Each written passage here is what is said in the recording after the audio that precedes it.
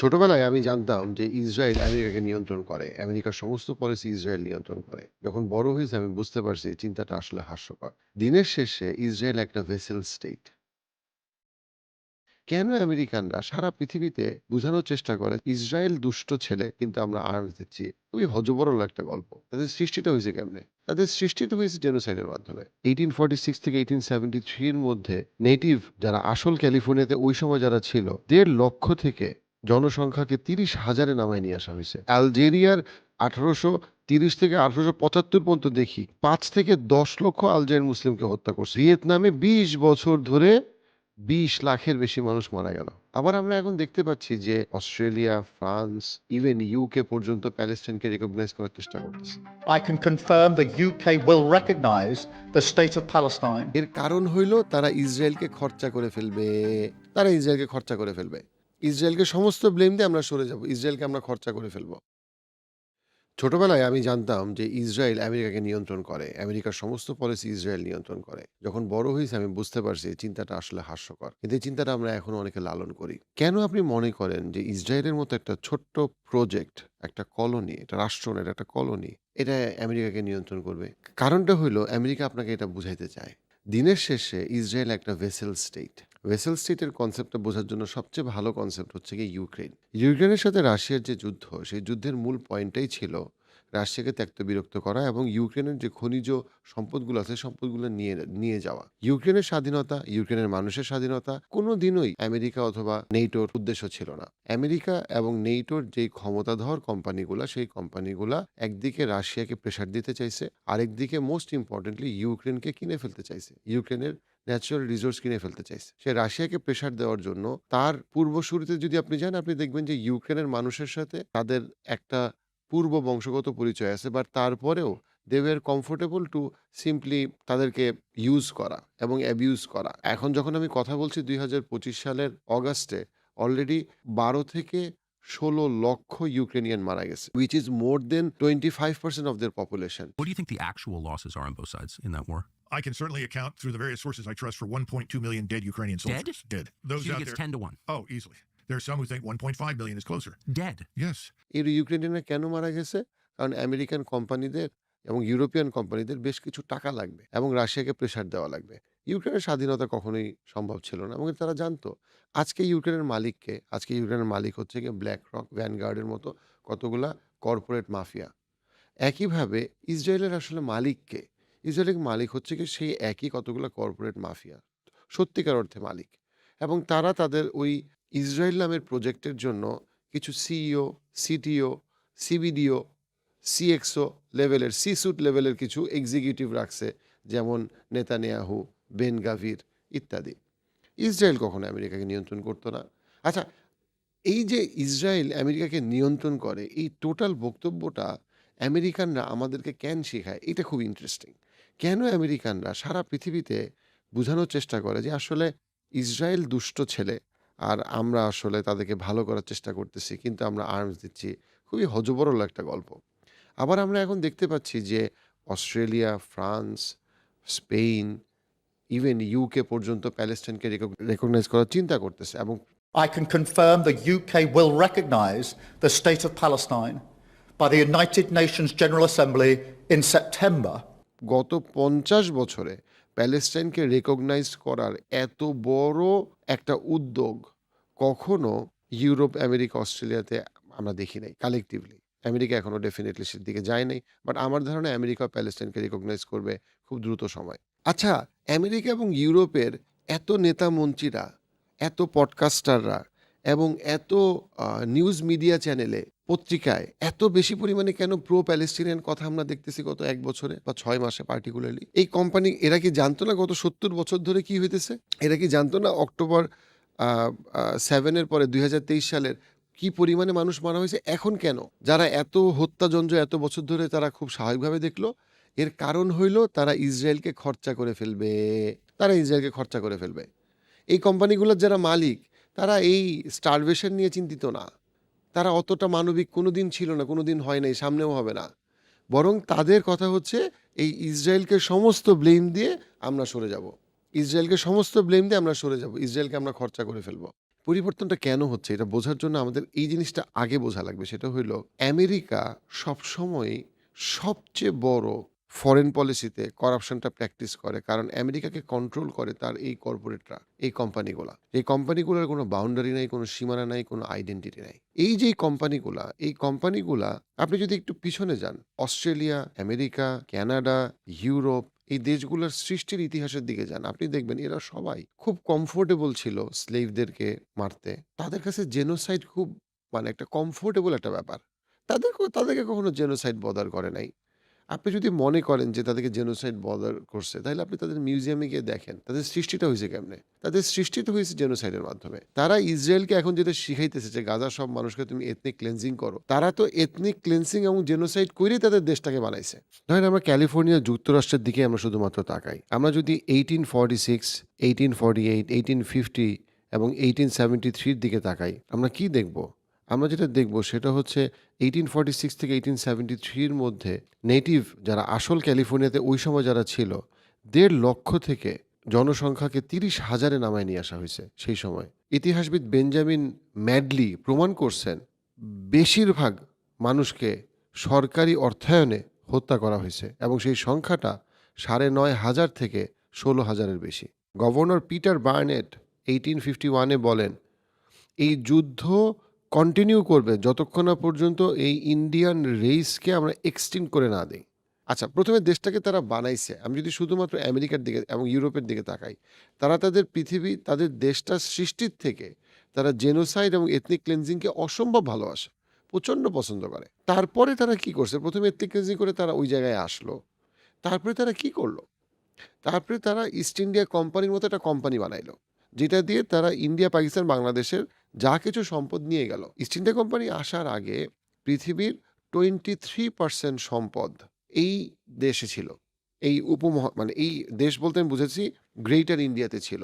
তারা যখন চলে যায় তখন ছিল 4%। 19% নাই। 19% মানে আপনি বুঝতে পারেন কি পরিমাণ, প্রায় ২০০ বছরে ইস্ট ইন্ডিয়া কোম্পানি কি পরিমাণ টাকা এবং সম্পদ এবং ব্যবসা এইখান থেকে নিয়ে গেছে। একই কাজ তারা করছে আরো লম্বা সময় ধরে আফ্রিকাতে। So modern west is built on the exploitation of Africa, of এই south east Asia and different regions of the world.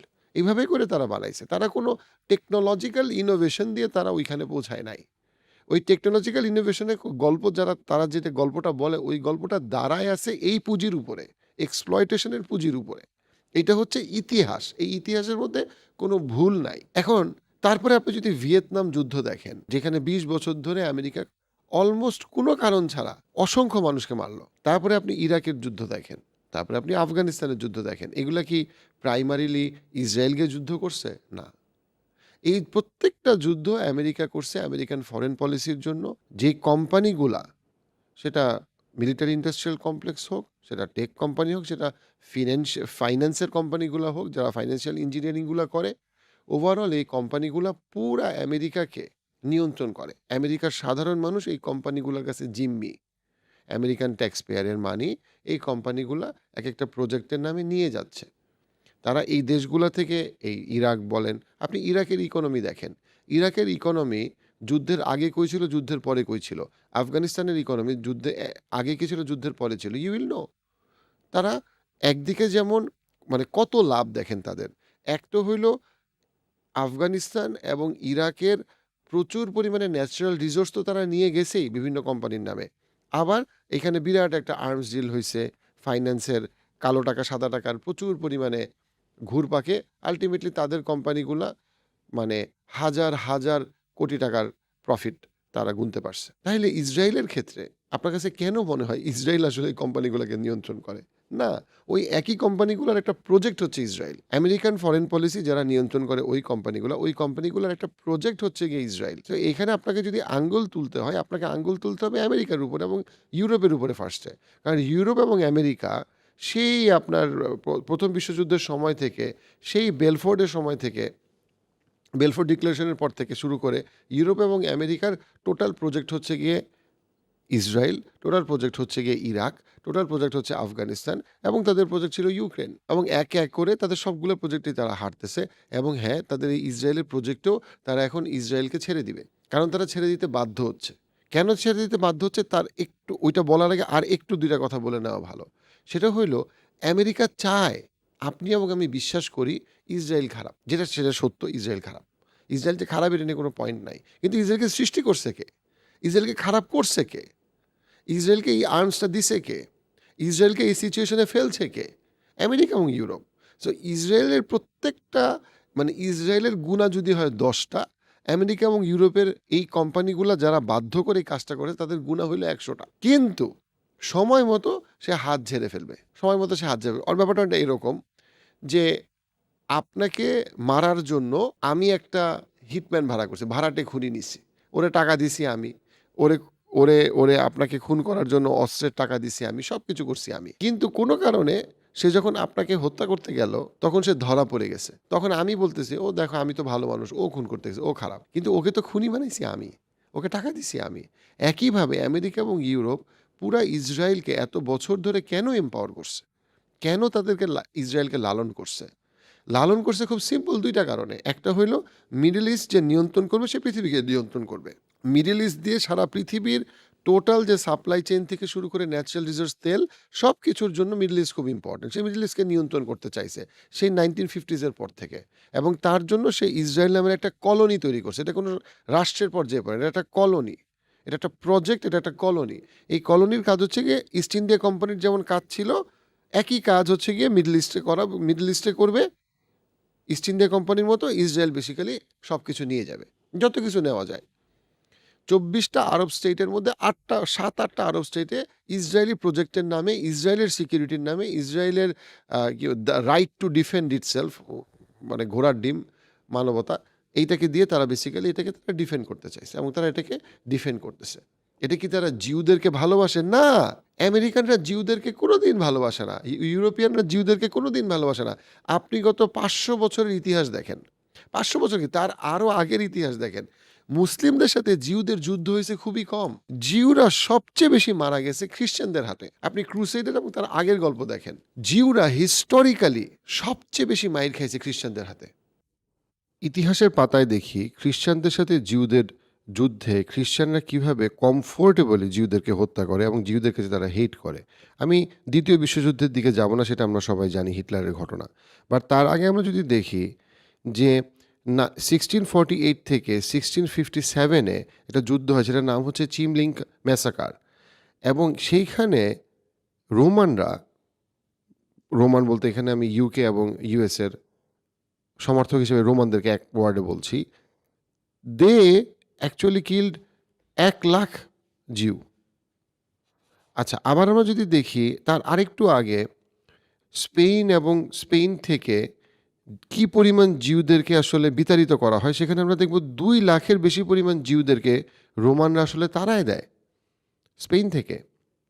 আমরা যদি তারও আগে যাই, আমরা যদি 1096-এ যাই, ফার্স্ট ক্রুসেড ম্যাসাকার যেটাকে বলা হয়, সেখানে বিশাল সংখ্যক জিউদেরকে ৫,০০০ থেকে ১২,০০০, ওই সময়ের তুলনায়, যখন ওই সময় পপুলেশন ডেফিনেটলি অনেক কম ছিল, it's a huge number of population, যে ৫,০০০ থেকে ১২,০০০ জিউকে বেসিক্যালি ম্যাসাকার করা হয় ফার্স্ট ক্রুসেডার ম্যাসাকারে।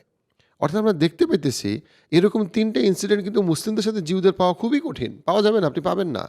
অর্থাৎ মুসলমানদের সাথে জিউদের যে দ্বন্দ্ব, তার ১০০ গুণ বেশি দ্বন্দ্ব আসলে খ্রিস্টানদের থাকে জিউদের হিস্টোরিক্যালি।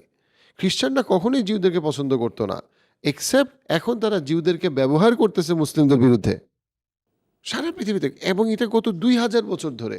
আপনি এটা নিয়ে পড়েন, আপনি দেখেন কতগুলা যুদ্ধে কতবার এই জিনিস হয়েছে। ওমর রাদিয়াল্লাহু আনহু, ওনার ওই সময় যখন উনি এই আপনার এই প্যালেস্টাইনের এই টেরিটরিতে আসে এবং এটাকে উনি মানে উনি যখন ওনার মুসলমানদের শাসনের মধ্যে যখন এই গ্রেটার প্যালেস্টাইন আসে, উনি যখন জিউদের খবর নিতে আসে যে এখানে তো অনেক জিউরা ছিল, তখন ওইখানের যেই খ্রিস্টান শাসক সে কি বলছিল, এটা এখনও হিস্ট্রিতে রেকর্ডেড, সে বলছিল আমরা তো জিউদেরকে অনেক আগে মেরে ফেলছি, অনেক আগে তাদের অনেককে আমরা মেরে ফেলছি এবং তাদের অনেককে আমরা তাড়ায় দিছি।